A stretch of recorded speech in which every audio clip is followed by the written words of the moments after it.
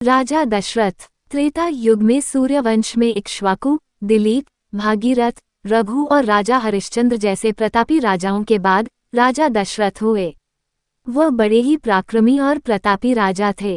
तीनों लोकों में उनकी कीर्ति विद्यमान थी। देवराज इंद्र उनके मित्र थे और उन्होंने देव और असुरों के संग्राम में देवराज इंद्र के साथ मिलकर युद्ध भी किया था। राजा दशरथ का साम्राज्य दिन दुगनी रात चौगुनी उन्नति पर था, लेकिन एक ही चिंता उन्हें सताए जा रही थी कि उनके बाद उनके वंश का क्या होगा। राजा दशरथ की 3 पत्नियां थीं, रानी कौशल्या, रानी कैकेयी और रानी सुमित्रा। फिर भी 3 पत्नियों के बावजूद राजा दशरथ को कोई पुत्र नहीं था जो उनके कुल को आगे बढ़ा सके। उनका दिल इस बात से डर रहा था कि कहीं उनका कुल समाप्त न हो जाए। इसी विषय में उन्होंने अपने कुल ऋषि से समाधान पूछा।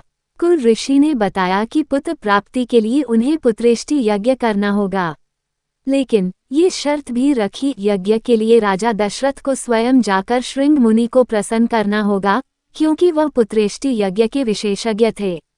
राजा दशरथ बिना किसी संकोच के पैदल वन में चल पड़े।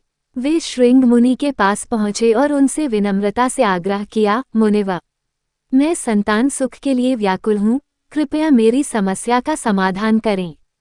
उनकी सादगी और विनम्रता से श्रृंग मुनि प्रसन्न हुए और उन्होंने वचन दिया कि वह राजा दशरथ का पुत्रेष्टि यज्ञ करवाएंगे। यज्ञ संपन्न हुआ। हवन कुंड से अग्निदेव एक खीर का पात्र लेकर प्रकट हुए और राजा दशरथ से बोले, हे राजन, ये खीर ले जाओ और अपनी तीनों रानियों को बराबर खिला दो। इससे तुम्हें संतान प्राप्ति अवश्य होगी।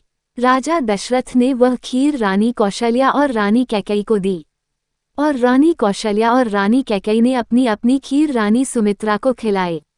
इसके परिणामस्वरूप कुछ ही समय बाद राजा दशरथ के घर में 4 पुत्रों का जन्म हुआ। रानी कौशल्या ने सबसे बड़े पुत्र श्रीराम को जन्म दिया। कुछ ही समय बाद रानी कैकेयी ने भरत को जन्म दिया।